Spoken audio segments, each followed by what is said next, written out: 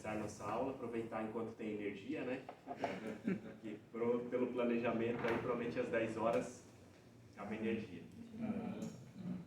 Vamos orar. Deus amado, te agradecemos, Pai, por mais esse dia de vida, Senhor. Agradecemos, Senhor, por estarmos aqui na Tua presença, para juntos, Senhor, abrirmos Tua palavra, estudarmos, meditarmos nela, Senhor. Nos ajude que possamos absorver, Senhor, tudo o que Tu quer nos passar na Tua palavra, que possamos colocar em prática em nossa vida, Senhor.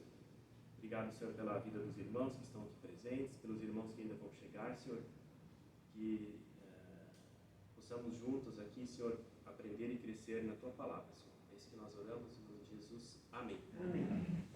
Bom, dando sequência aqui ao livro de Juízes, nós vamos falar aqui por uma história bastante conhecida, né? Que se aprende desde de criança, na escola dominical, algo que virou até filmes, né? Tem até filmes sobre a história de Sansão, que nós vamos ver agora, né? Então é uma história bastante conhecida, né? E como tinha sido proposto, nós vamos ver se eu estava lá no texto que nós recebemos do GPS, né? Sansão, ele foi um herói ou um vilão? Então nós vamos no final chegar a essa conclusão, né? Ou nós, ou o que diz a palavra de Deus, né? Então, primeira frase ali, primeiro versículo que eu coloquei, talvez vamos pensar, acho que o irmão usou a mesma apresentação da última, né? E esqueceu de apagar ou de trocar o primeiro, mas não, irmãos. Novamente, os israelitas voltaram a fazer o que o Senhor reprova. Então nós vamos ver ao longo, já vimos algumas vezes, nós vamos ver ainda mais que vira e mexe o povo voltava a fazer o que Deus reprova, né? E aí aqui o Senhor nos entregou nas mãos dos filisteus durante 40 anos. Então a gente vai vendo que de tempos em tempos o povo vai caindo, aí vem um outro povo, aprisiona, escraviza, explora, enfim, de tempos em tempos, e o povo, a gente fala, né, sempre joga a responsabilidade deles. O povo judeu era cabeça dura, não aprendia mesmo, né? Mas lembrando que o povo de Deus, na época eram eles, hoje quem é o povo de Deus? Somos nós, né? Então, a gente tem que cuidar para não fazer igual eles fazem, né? Faziam. Então, os filisteus dominaram esse povo por 40 anos, né? Aí tinha um homem chamado Manoá, que era do clã da tribo de Dan. Ele tinha uma mulher estéril.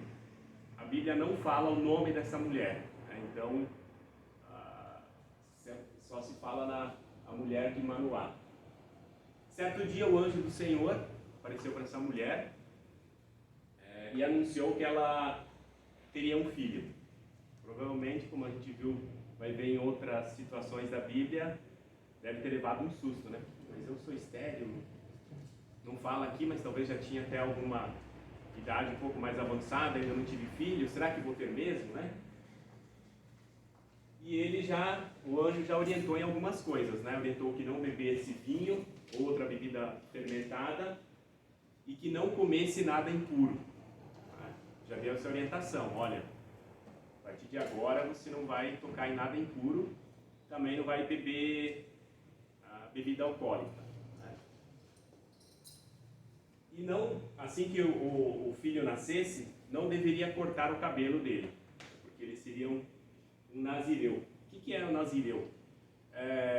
Nazireu tem um significado que indica um voto de consagração especial a Deus. Então, o anjo já passou algumas regras que deveriam ser seguidas para esse menino. Então, um voto especial, nós vamos ver mais para frente que Deus vai dar alguns poderes, né, para esse menino. E aí o anjo já falou, olha, ele vai iniciar a libertação do povo de Israel das mãos dos filisteus. Então Deus já tinha um plano, Deus estava vendo o povo ali, por mais que o povo estava fazendo, que Deus reprovava, né? Aquilo que nós já vimos nas outras aulas, né? Indo para a idolatria, se misturando com os outros povos, e toda aquela, deixando-se influenciar pelas coisas que os outros povos traziam para eles, né? Aí ela foi e contou para o marido, né?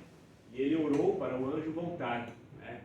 E orientar como eles deveriam fazer quando o menino iria nascer, né? Então, a gente vê que Deus já escolheu esse pai e essa mãe, porque quando fala aqui que oravam, porque provavelmente quando estava aquela situação que o povo estava fazendo o que Deus reprovava, eles estavam afastados de Deus. Orar, talvez alguns já nem sabiam mais o que era isso, né? Mas esse homem, ele orou para que o anjo voltasse, né, para dar as orientações necessárias. Então, talvez era alguém ali, né, a Bíblia não fala claramente ali, né, mas era alguém realmente temente a Deus, alguém que não estava contaminado por tudo aquilo que, aquela idolatria, as influências dos outros povos.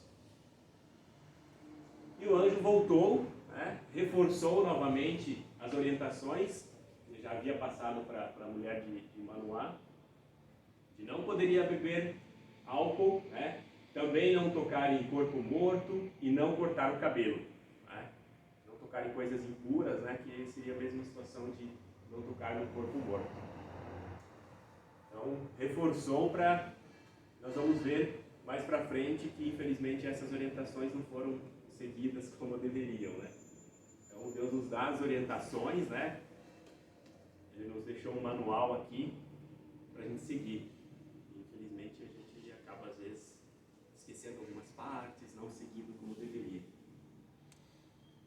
O menino nasceu, né, e colocaram o nome dele de Sansão. Aí o menino cresceu, né? Foi crescendo, né? Provavelmente aquele menino forte, cabelo grande, né? Porque não cortou o cabelo, né? Porém, aqui já começou um problema, né? Ele foi lá e viu uma mulher dos filisteus, do povo filisteu, e já gostou dela e já quis casar com ela, né? Então, nós vimos já em outras aulas, né, que Deus já havia orientado para que o povo de Israel não se misturasse com outros povos.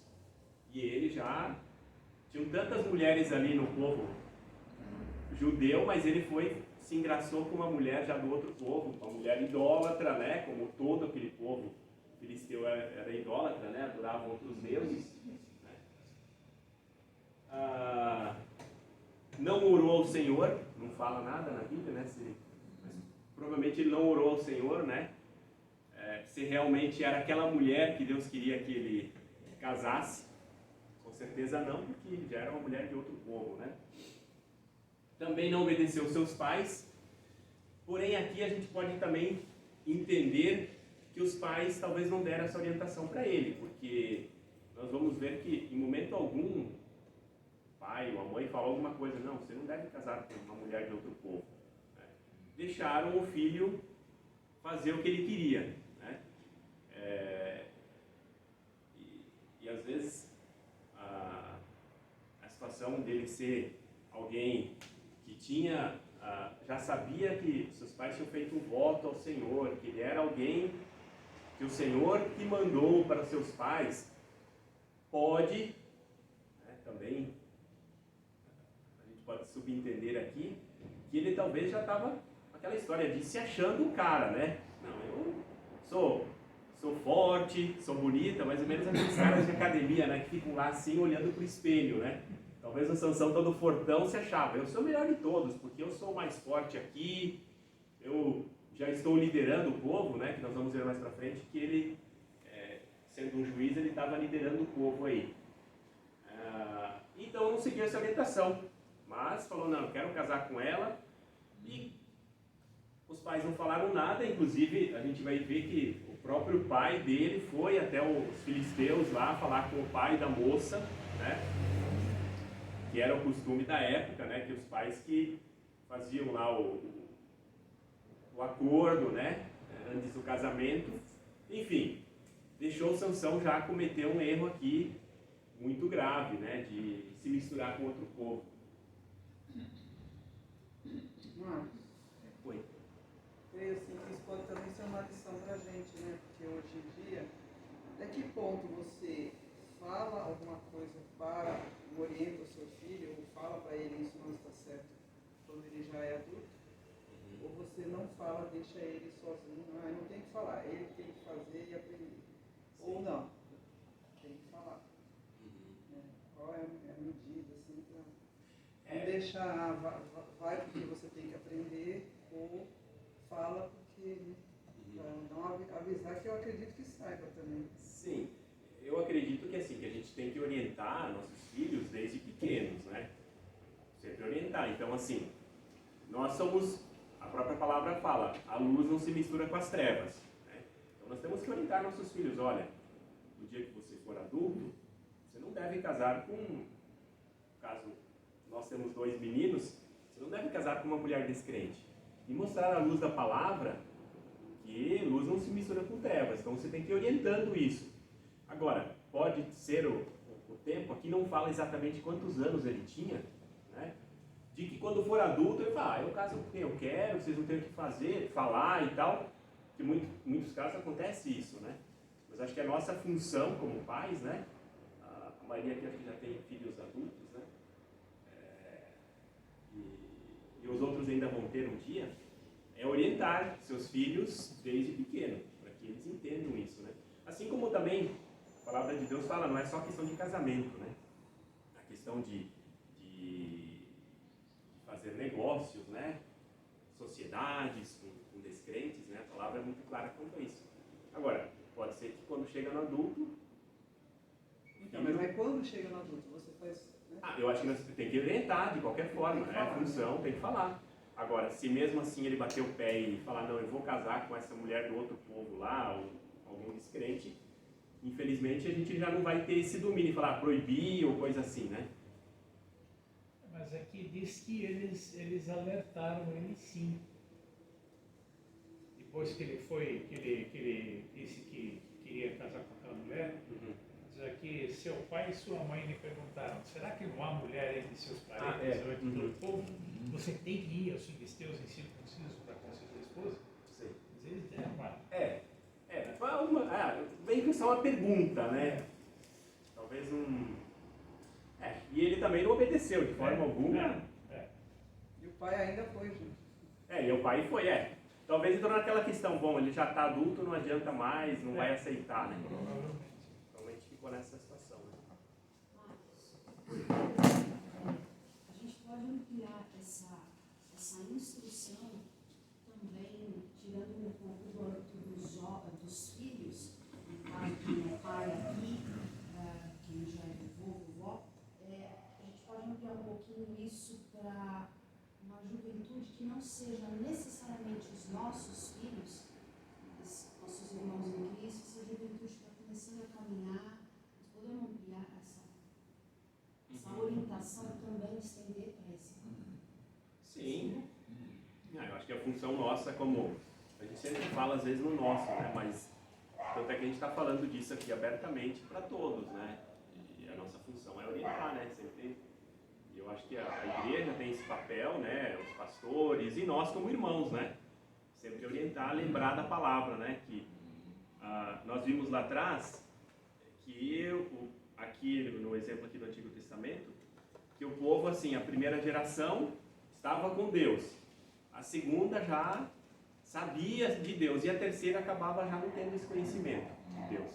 Então, aquilo que nós já falamos em outras oportunidades, nós temos que sempre ser a primeira geração, né? E sempre passando isso de ser a geração que conhece da palavra de Deus e orienta. E quem começa a está indo para o caminho errado como ele, depois piora muito mais. Ele continua, depois ele se meteu com prostituta, etc. Esse foi o início do caminho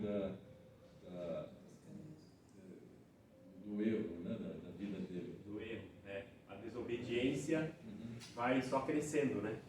Eu não sei se eu compreendi a amplitude que a Patrícia comentou, mas assim, às vezes dentro de casa, né, às vezes a gente também não escutou os nossos pais, mas se alguém de fora chegar, que você tem um contato com você, que tem uma comunhão com você, falar, aí parece que, né, talvez isso vá ajudar, né? Também. Então, por isso da comunhão e você conseguir trabalhar e alertar, né, o jovem, ou enfim, seja quem for, é aquela história, dentro de casa eles falam, um aponta o dedo pro outro, ah, você é isso, você é aquilo, não sei, acontece as coisas, né? Então, de fora, se você consegue uma comunhão com as pessoas de fora, ver que ela está indo para aquele caminho, às vezes também, né, seria interessante. Até porque a gente precisa levar em consideração que tem muitos, às vezes, crianças, jovens e adolescentes que se convertem e os pais não, né? Então, os pais não têm o conhecimento para transmitir isso, né? Então, nós, como irmãos, temos realmente essa responsabilidade de transmitir isso e ajudá-lo, né, nos caminhos. Então, e aí quando ele estava indo lá para Timna, que é onde vivia essa futura esposa dele, né, veio um leão em sua direção, né? Essa história é bastante conhecida, né? E aí o Espírito de Deus se apossou de Sansão e ele simplesmente rasgou o leão como se fosse, sei lá, um ratinho, né? Matou esse leão e jogou lá o leão. Aí quando ele estava voltando, curiosidade, né, foi lá ver como é que estava lá o cadáver do leão e viu que tinha um enxame de abelha lá dentro aproveitando ali daquele cadáver com muito mel. Aí o que ele foi? Foi lá tirar esse mel, né? Ou seja, aqui ele caiu naquele outro erro que não era para tocar em coisas impuras, né? E aí, imagina, uma das coisas que era super grave, se a gente olhar lá no livro de em Deuteronômio, isso, que Deus fala que quando a pessoa tocava num cadáver, ela tinha que ficar afastada, inclusive, né, do pessoal por 7 dias para se purificar, né? Então era algo muito sério essa questão de não tocar no cadáver. Aí ele vai, toca no cadáver e pega o mel. Olha, eu gosto muito de mel, irmãos, gosto mesmo. Mas agora, pegar um mel disso aí, não dá, né? Tem que ser muito... dá até uma conotação de quanto ele era, assim, desafiava as coisas mesmo, né? Porque é um negócio até... Com certeza aquele leão estava ali, um cheiro terrível, né? E ele vai e pega o mel daquilo ali, no meio daquele cadáver. Então ele era alguém que desafiava mesmo as coisas, né? E além de tudo, ele comeu o mel e ainda levou para seus pais. Olha, consegui um mel aqui. Muito bom. Então, realmente, aqui ele comete mais um erro de tocar em coisas impuras, né? Imagina, um cadáver ali, por mais que o mel poderia estar bonito, né? Às vezes Deus colocou aquela situação ali até para prová-lo, né? Vamos provar para ver se realmente ele pode se desviar disso, né? Porque Deus não tenta ninguém, Deus nos prova, né? E ele só prova naquilo que nós podemos suportar. Deus nunca vai dar algo assim, ninguém nunca vai poder dizer se foi mais forte do que eu, né? Não, você que foi mais fraco, né? Então Deus deu aquilo ali já, olha, vamos fazer uma prova com ele para ver se ele realmente vai fugir disso, né? Então ele realmente com aquela tentação ele não resistiu, né? Talvez estivesse com muita fome, né?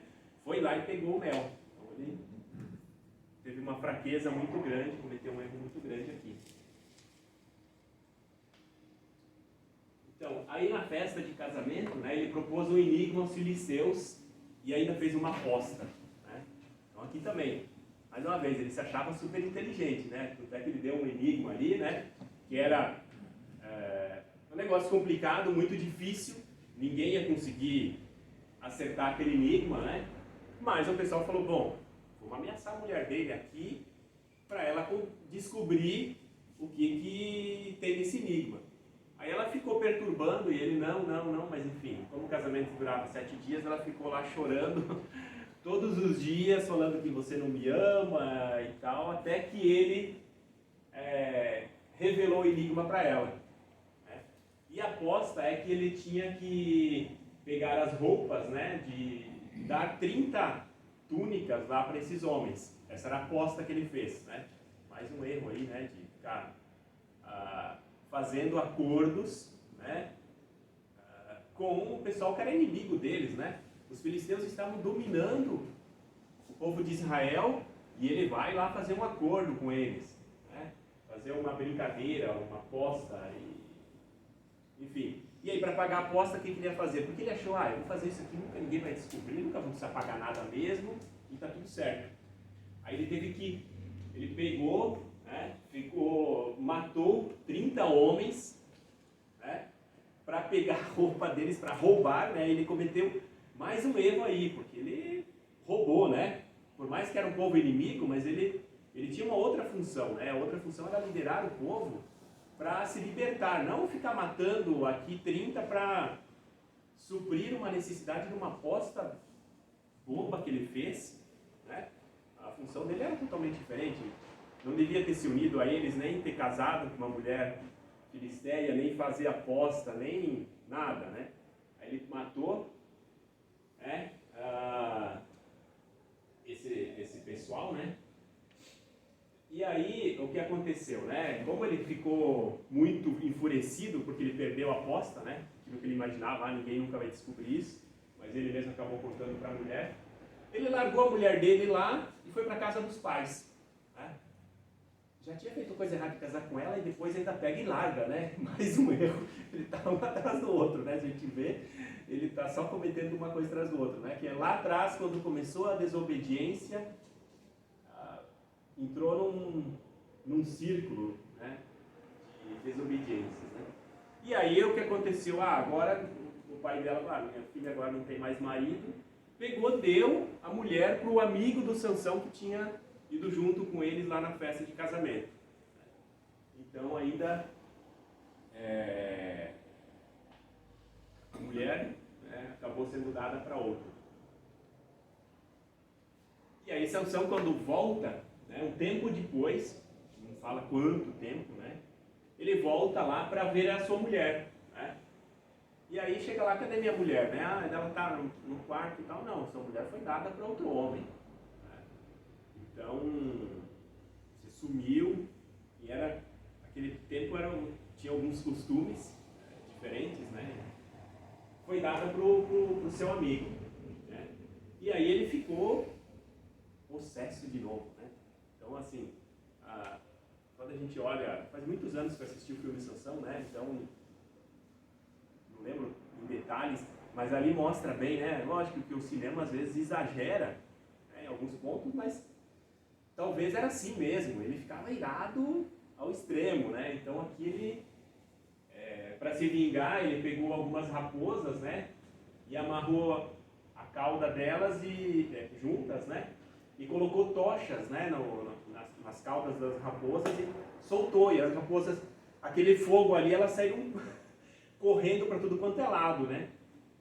E acabou queimando toda a plantação lá dos filisteus, né? Foi cereais, as videiras, os olivais, queimou tudo. Imagina, o povo já estava lá dominando sobre o povo de Israel. Aí eles falam, ainda vem um cara desse povo, vem aqui casar com uma mulher nossa, mata 30 dos nossos aqui para roubar as roupas, depois vem e destrói toda a nossa plantação, toda a nossa comida aqui. Aí que eles ficaram mais doidos ainda, né, os filisteus. Quando os filisteus descobriram quem tinha feito isso, né, foram lá e mataram a mulher dele e o seu pai. Né? Queimaram o sogro e a esposa dele. Né? E aí o que o Sansão fez? Né? Ele fez lá uma terrível matança lá de filisteus e fugiu. Né? Matou lá quantidade muito grande de filisteus e fugiu para as cavernas. E aí os filisteus foram lá para Judá, cercaram lá Judá, e aí procurando por ele, né? Acamparam em volta lá e agora a gente quer pegar esse cara, né? Porque ele está só nos causando problemas aí, né? Matando o nosso povo, queimando nossas plantações. E aí os homens de Judá, quando ficaram sabendo do que havia acontecido, né?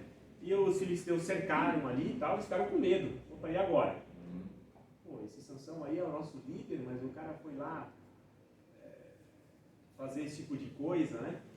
Então eles se reuniram em 3.000 homens e foram atrás de Sansão lá nas cavernas para pegá-lo e entregar para os filisteus. Vamos fazer o seguinte, ó, nós estamos aqui cercados, não sei o que eles vão fazer, porque hoje os filisteus são mais fortes do que nós. Vamos entregar o Sansão e eles vão ficar tranquilos, vão levar o Sansão, vão fazer o que eles quiserem, escravizar e tal. E nós vamos ficar mais tranquilos aqui, eles não vão ficar nos perturbando, né? Então já entra aqui, você vê que o povo já, depois de 40 anos, o povo vai acostumando naquela situação de você ser escravizado, né? Então já se acomoda, não, mas não tem o que fazer, é isso mesmo, é assim, tudo, né? Então, até ontem a gente estava num aniversário, né? E aí tem um casal de cubanos que a gente conhece, eles já estão aqui no Brasil há muitos anos, né? E aí ele estava falando que assim, vai passando, né, os anos lá, eles já estão 60 anos, que basicamente quase que uma escravidão aquilo, né, aquela miséria e tal. O povo já se acostumou, fala, não tem mais o que fazer, se eu falar alguma coisa, alguém vai me entregar, a polícia já vai me prender, então assim, já não tem mais, o pessoal já fica desanimado. Um ou outro que se revolta, pula no mar e tenta dar um jeito de chegar nos Estados Unidos, né, ou tenta sair de lá para estudar e tal, tem muitos que vêm para o Brasil e outros países para estudar. Mas a maioria do povo já se acomoda, né? Pô, e aqui, então, acho que o povo de Israel já estava acomodado, não tem o que fazer. Eles já estão dominando a gente, vamos ficar aqui, então vamos entregar o Sansão e fica assim. Então, você vê que a dominação vai passando, né? E o povo distante de Deus, o povo, como nós vimos lá no início, né? O povo fez novamente o que Deus reprova e o povo vai se acostumando naquela situação, vai passando, né? Vem 40 anos, às vezes 40 anos já estava na segunda geração sob essa dominação de filisteus e vai se acomodando. Então, vamos entregar logo o Sansão aqui e vamos continuar sendo subjugados aqui pelos filisteus, mas pelo menos eles não vão nos matar, não vão queimar nossas cidades. Provavelmente o povo entrou nessa, né? Não tem muito o que fazer. E aí eles foram lá, pegaram o Sansão, trouxeram, o Sansão falou, olha, mas não me matem, né? Só me entreguem para eles lá e tudo bem. E aí quando eles chegaram em Leí, que era uma cidade ali onde os filisteus estavam esperando, né, eles já foram ao encontro dele, né, para pegar o Sansão, né? Então assim, eles já iam entregá-lo para os filisteus, mas novamente o Espírito de Deus se apossou do Sansão, ele rompeu as cordas, né, que ele estava amarrado, como ele era muito forte, né? Imagina a força de um homem para pegar um leão e rasgar ele ao meio. Então ele era um cara muito forte quando o poder de Deus se apossava dele ali, né? O Espírito de Deus. Ele rompeu aquelas cordas, pegou uma queixada de jumento, que é algo mais ou menos desse tamanho, tem uns 40 centímetros, né? E com essa queixada ele matou 1.000 homens. Né? E aí os filisteus se assustaram. Cair fora daqui porque senão ele vai matar todo mundo, né? Então ele matou 1.000 filisteus aqui. Então a gente vê que quando Deus colocou esse plano, né, do nascimento de Sansão, o plano de Deus era perfeito. Ele, como fala lá, ele vai dar o início à libertação do povo, né? Então ele deveria estar liderando o povo com essa força que ele tinha, com certeza poderia ter matado todos os filisteus e aumentado até os domínios, né? Nós vimos lá atrás que o povo de Israel acabou não conquistando tudo que Deus tinha para eles. Talvez ele poderia, né? Poderia ser esse homem que voltasse a liderar e aumentar o território, destruir mais inimigos, né? Pela força que ele tinha. Acabada essa batalha, que ele matou esses 1000 homens, né? Ele estava com muita sede, né? Cansado, né? Estava lá nas cavernas, depois veio aprisionado, estava com muita sede, né? Então ele clamou ao Senhor por água e Deus fez a água sair da rocha, né? Então, quando ele clamava a Deus, então assim a gente vê que ele, quando ele precisava, né? Ele praticamente se dirigia a Deus só quando ele realmente estava precisando muito, né? Nós vamos ver lá na frente também. Então, a gente não vê outros relatos de Sansão, como nós vimos lá, resolveu casar com mulher filisteia, não fala que ele consultou a Deus, né? Então ele procurava a Deus somente quando ele precisava mesmo. Então aqui ele devia estar num desespero de sede, assim, no extremo, aí sim que ele clamou ao Senhor por água. Então ele lembrava somente quando realmente precisava muito. E Sansão, ele liderou o povo de Israel por 20 anos. Então ele foi ali um dos juízes, né, por 20 anos no total.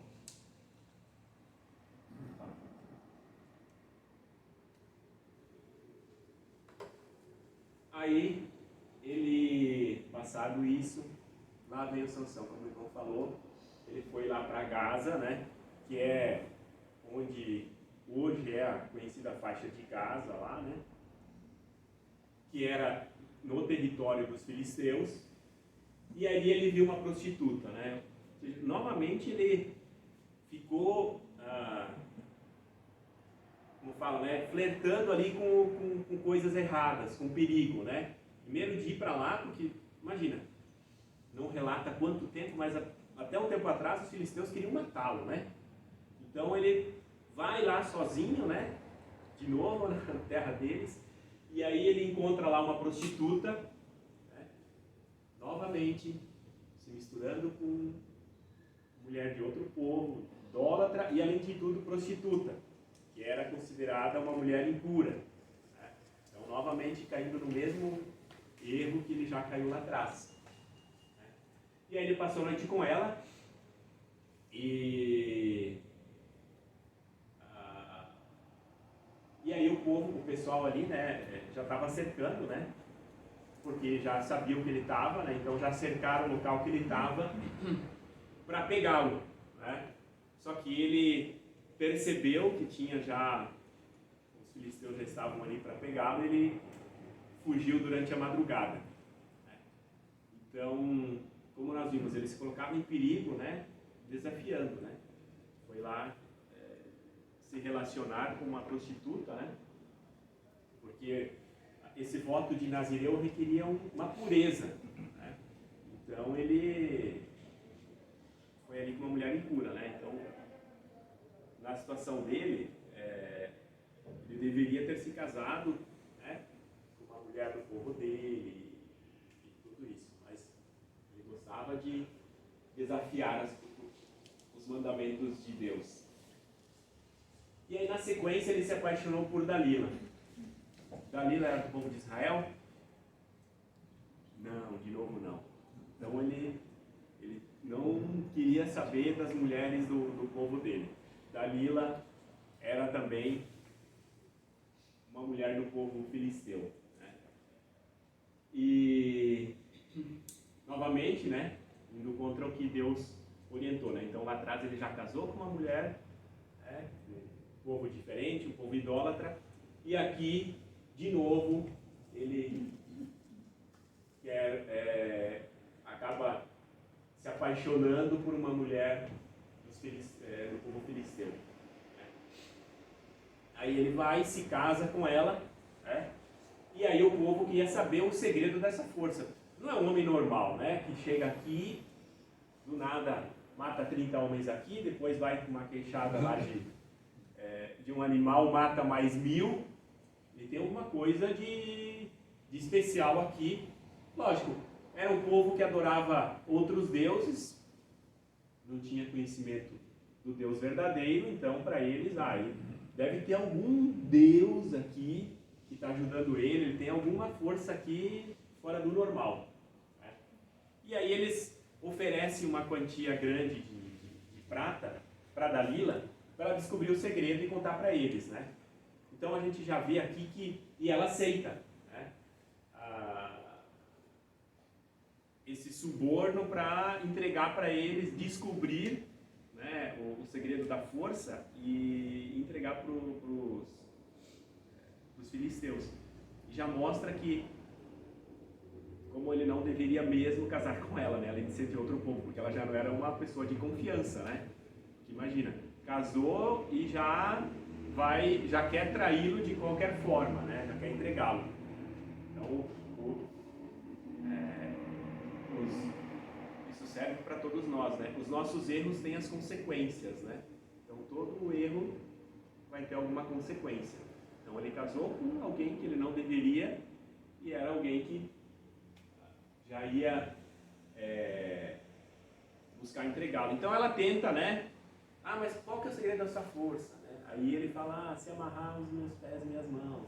Aí vem os filisteus e provavelmente, como ele era um cara muito forte, ele até se deixava amarrar, ou talvez por estar dormindo muito profundamente, cansado e tal. Aí ia lá, ele se soltava. Aí no dia seguinte ela ficava desesperada de novo. O que fazer? Agora faz isso, agora faz aquilo. E nada dava certo, né? E aí ela vai indo, porque as armadilhas nunca funcionavam, né? E aí também, eu não sei se ele era ingênuo ou ele desafiava, porque ele falava, poderia ter, peraí, eu estou falando um negócio para ela, mesmo que seja uma brincadeira, e ela está passando isso, né? Aí ele não dá esse entender se ele era ou ingênuo ou ele desafiava mesmo. Não tenho medo de ninguém, não vai acontecer nada, eles nunca vão me pegar. Não sei, fica aqui a nossa... quando eu estava lendo o texto eu fiquei imaginando isso, né? Mas se a primeira vez ele falou uma coisa para ela, era uma brincadeira dele, né? E outro dia ele estava amarrado daquele jeito que ele falou, foi ela que contou. Então ainda vou continuar com ela, melhor eu fugir, porque ela vai dar um jeito de me pegar. Mas não, ele continuava, né? Eu fico com a impressão que não era ingenuidade, era mesmo desafiar, arrogância. Né? Ficar desafiando mesmo, eu sou o cara, eu sou forte, eu sou o tal e nada vai acontecer comigo, né? Porque ele tinha também aquilo, não. Quando a coisa apertar, o Espírito de Deus vai chegar em mim, eu vou chegar aqui e vou destruir tudo e até ela, se for o caso. Então acho que ele estava com essa arrogância, né? Só que, até que chegou uma hora, né?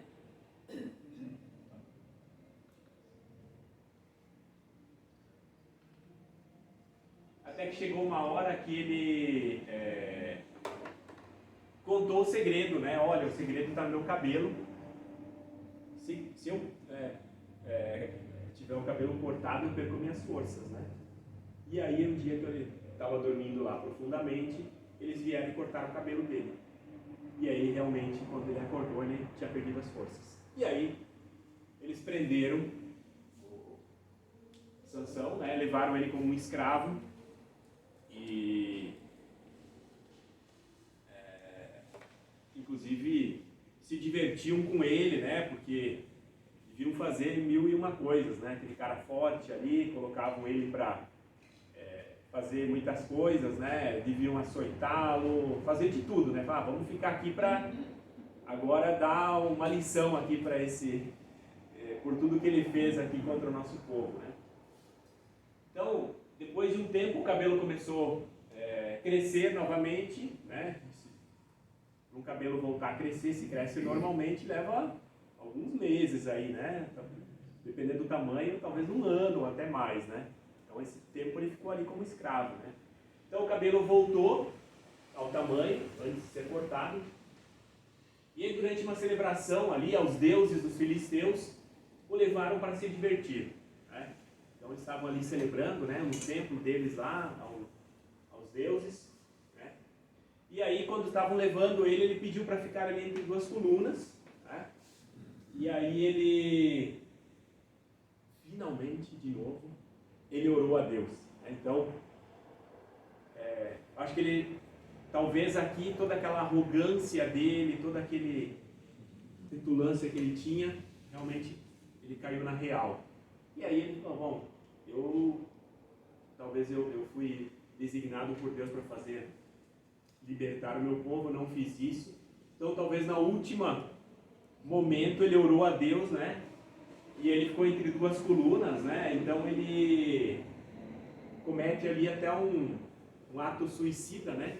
No momento que ele empurra as colunas e o templo inteiro cai por cima de todos aqueles filisteus ali, tinha em torno de 3.000 pessoas idolatrando ali os seus deuses, né? E morre todo mundo, né?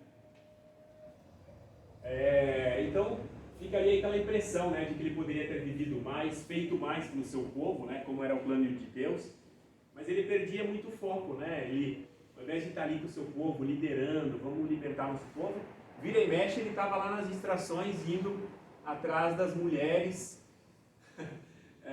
do povo inimigo, né? Então, tem alguns relatos aqui, mas a gente não sabe se talvez durante esse tempo ele não foi outras vezes atrás de outras mulheres lá, né? Ou prostitutas, ou coisa assim, né? A Bíblia não relata assim, todos os casos, mas ele perdeu o foco, né? Então, isso serve, como ele era povo de Deus lá naquela época, para nós, povo de Deus, né? A gente não perdeu o foco nosso foco tem que ser as coisas de Deus. No momento que você começa a se distrair, né, com as coisas do mundo, rapidinho você pode entrar num círculo vicioso de pecado, como ele entrou, né? E aí, volta a pergunta, né? Sansão era um herói ou um vilão? Talvez, se a gente olhar assim pelos nossos olhos, né? Mas não, ele foi um vilão, porque ele fez tudo o que Deus reprovava, né? Se misturou com as mulheres dos outros povos, tocou em coisas impuras, né? Então a gente poderia olhar, né? E assim como o irmão Edson falou na semana passada, que ele tinha uma dificuldade, né, com Davi, né, de pensar, mas ele é um herói da fé, depois de tudo que ele fez, né? Mas aqui, se a gente olhar, Sansão está na lista lá dos heróis da fé. Isso é um virói. Ele está na lista dos heróis da fé, por quê? Porque no último momento ele se arrependeu, né? E suplicou a Deus, né, nos seus últimos momentos de vida, né? Como o nosso Deus, ele é um Deus muito misericordioso, né? Por mais que a pessoa fez tudo de errado a vida inteira, se na hora, segundo antes dela morrer, ela realmente se arrepender daquilo, clamar a Deus, ele vai ser salvo, né? Porque Jesus morreu por todos, né? Por todos os pecadores, né? Então o Sansão, ele entrou nessa de heróis da fé, né? Nesse grupo, porque no último momento realmente ele se arrependeu, né?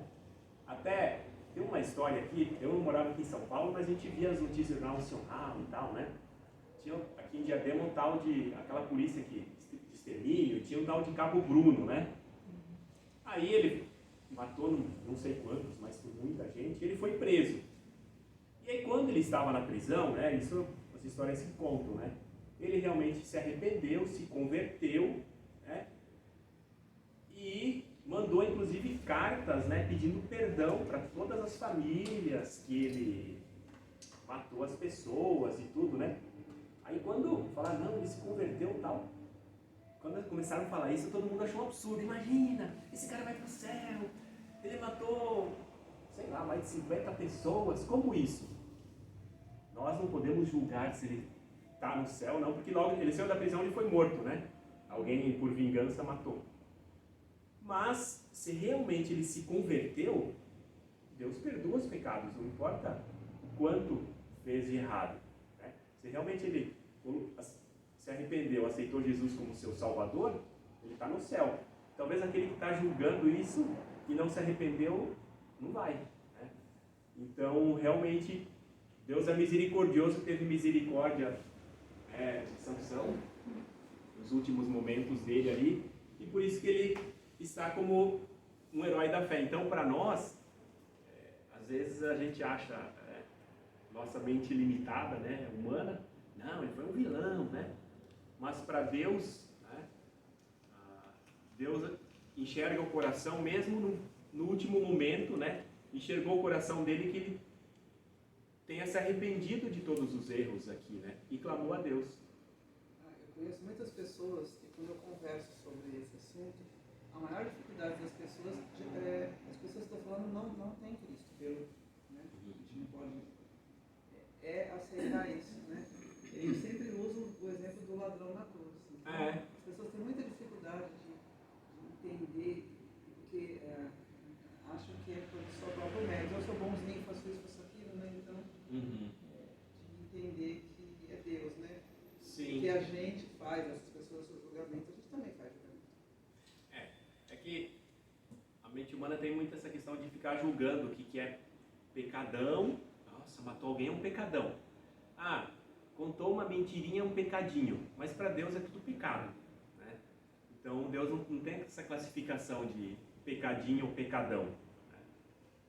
Para Deus é pecado, né? Então tem isso. Então por isso ele é considerado inclusive um dos heróis da fé.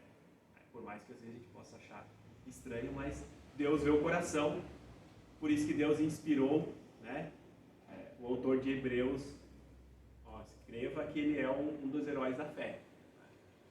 Então, porque Deus vê o coração, a gente vê as ações dele, né?